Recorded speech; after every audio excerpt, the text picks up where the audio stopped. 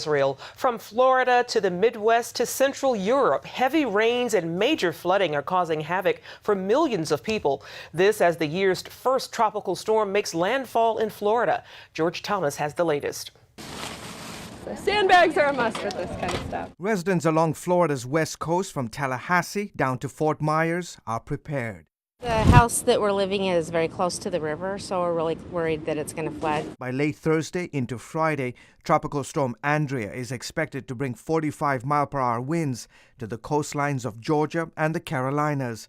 Forecasters say the big story with this storm system will be flooding rains. That's the same problem across the Midwest. A 100-foot break in a levee where the Mississippi and Missouri rivers join caused major flooding in several towns. It's amazing.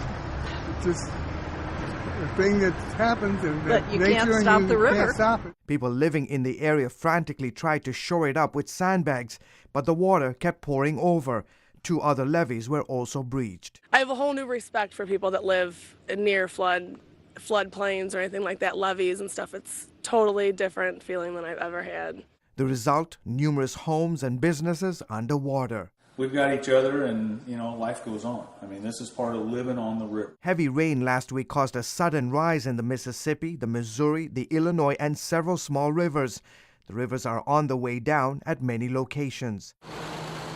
Overseas in Passau, Germany, the cleanup is underway after heavy rains caused major flooding there.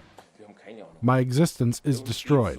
From one day to another, destroyed. Passau was one of the worst hit as swollen rivers pushed the water to levels not seen in these parts in more than 5 centuries.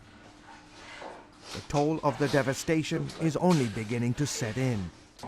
We do not have insurance. There is no possibility for insurance. You cannot insure a home in a flood area. In Dresden, Germany, residents are keeping a very close eye on the river Elbe, hoping it won't breach its flood defenses.